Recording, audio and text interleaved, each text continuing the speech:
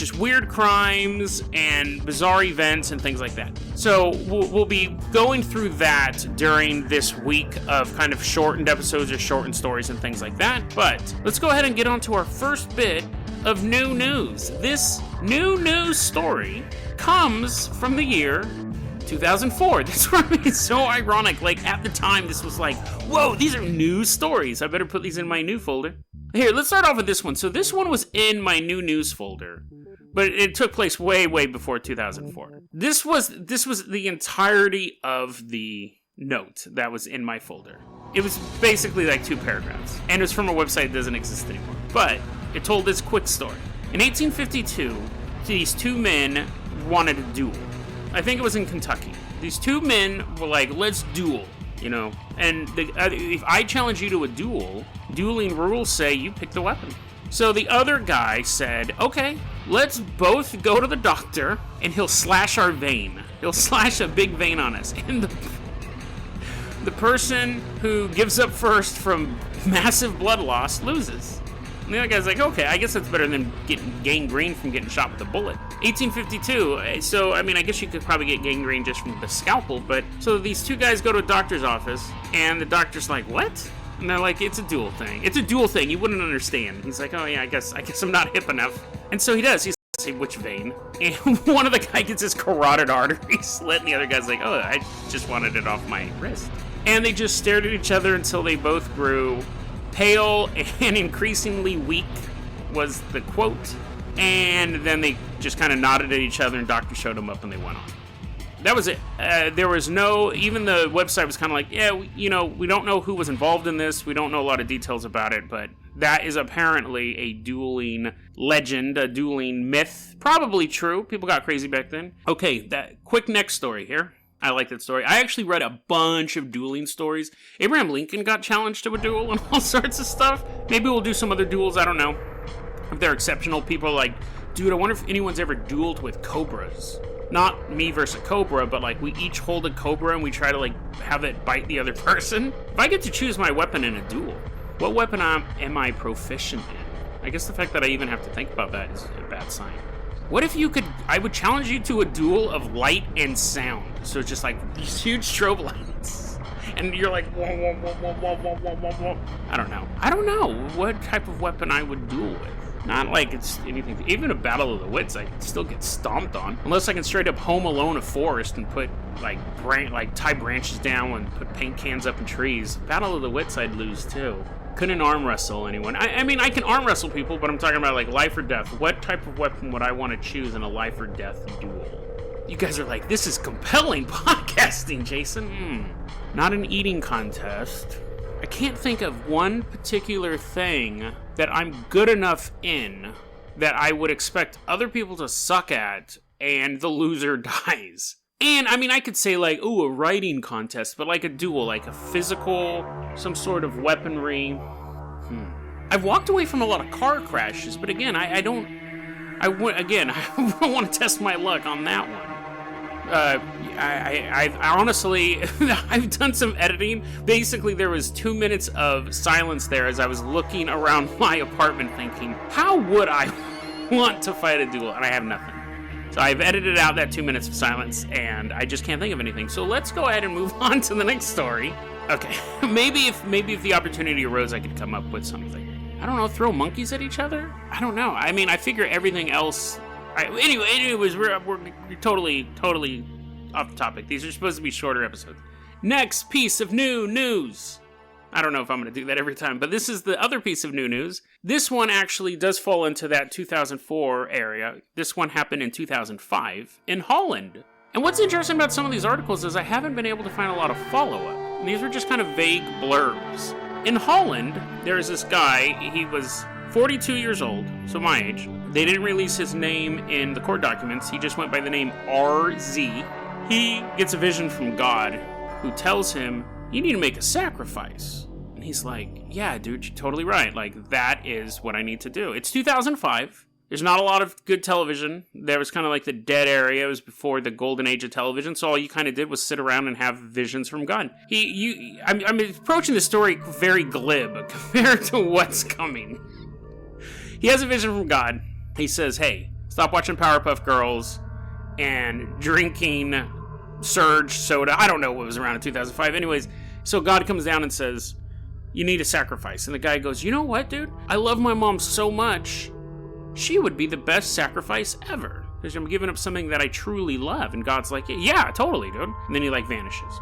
Spoiler alert, it wasn't actually God. But this guy decides, yeah, I have to sacrifice my mom. His mom's 76 years old. He creeps up behind her and bashes her head in. And you're like, okay, that's gross. Sacrifice is over, right? Then he slits her throat, and you're like, dude, hey, stop it. Sacrifice is over. Then he cuts her arms off, and you're just like, now you're kind of just standing silently in the corner, and you're like, dear God, please let the sacrifice be over. But it's not, because then you spend the next 8 hours huddled in the corner of the room as he's skinning her.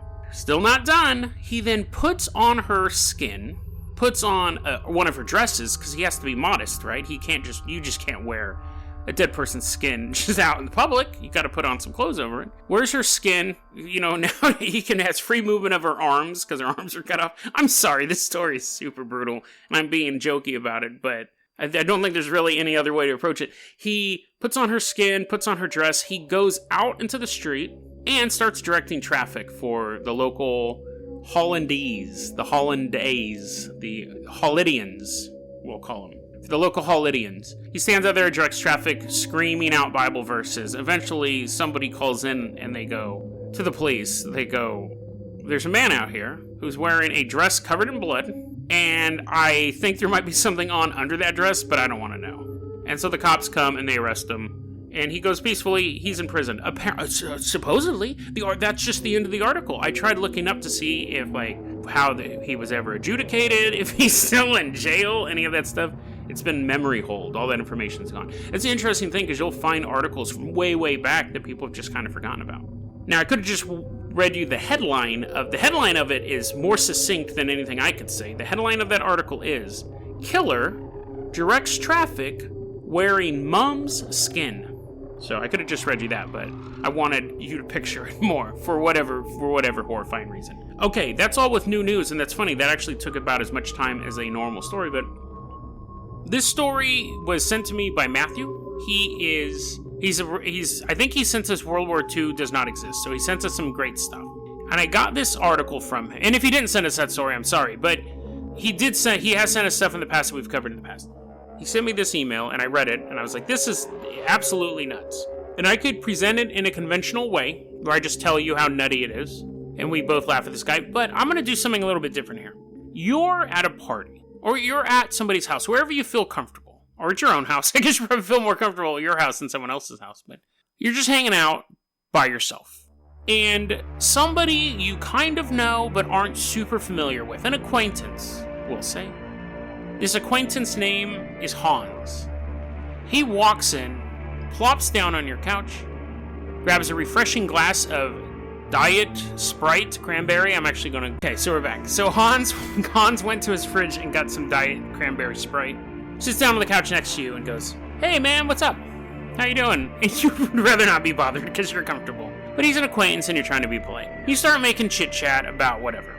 And then at one point, Hans goes, I'm so tired of all those men who don't really know that they're women.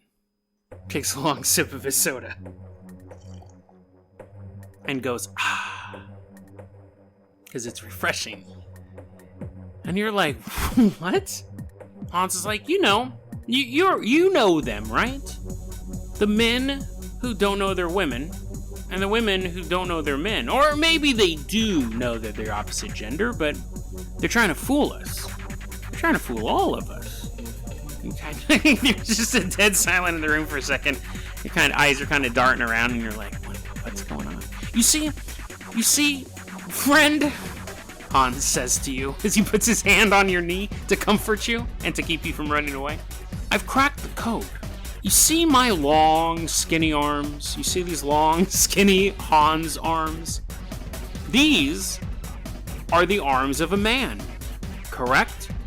Now, before you answer, the answer's obviously correct, but the other day I was looking at a photo of Angelina Jolie. And she had the same arms as I do.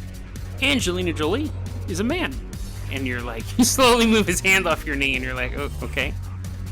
You see, I was looking at a photo of Angelina Jolie and Brad Pitt, and I realized something. Who would I rather have move my stuff from point A to point B? Who would you? You go, well, Brad Pitt. Wrong. You see, Brad Pitt's arms are T-Rex arms. They're tiny. They're a woman's arms.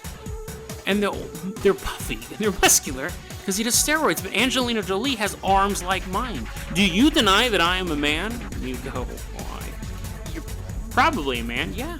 And how else could you explain why Angelina Jolie has arms like mine? A man, unquestionably a man. I can show you right now. No, Hans. You just kind of sit there in silence for a second, and then he looks at you and goes, did you know that all fat men are women? Now, I'm going to take you out of the narrative here for a second. There is an actual guy named Hans who has a YouTube channel called Conspiracies by Hans. He's up to Conspiracies by Hans 5. Not because he has these ton of videos. He does have a ton of videos, but his first Conspiracies by Hans was shut down by YouTube. Conspiracies by Hans 2 was shut down by YouTube. Now he has 3, 4, and 5. They're basically all the videos are mirrored.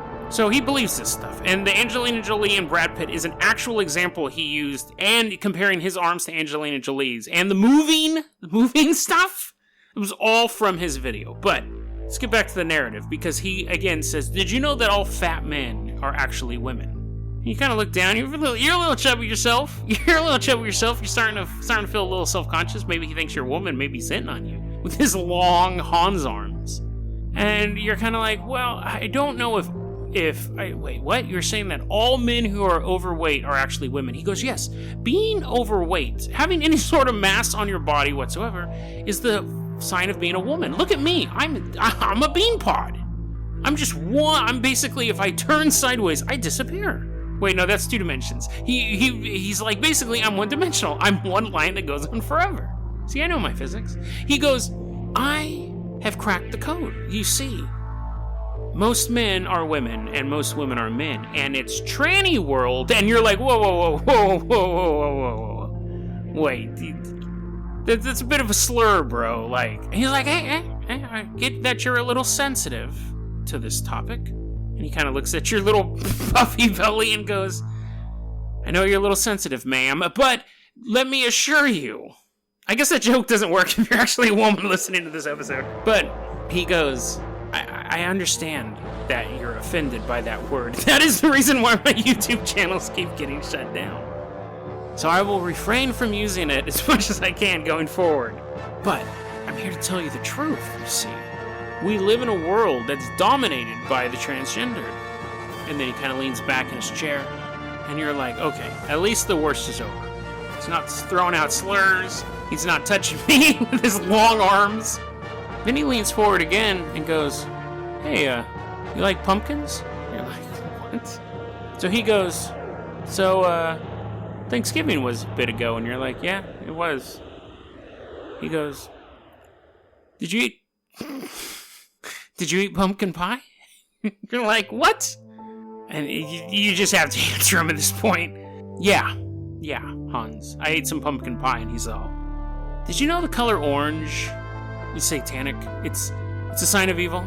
It's a sign of the conspiracy. And you're like, you can start looking around your room for anything that's possibly orange.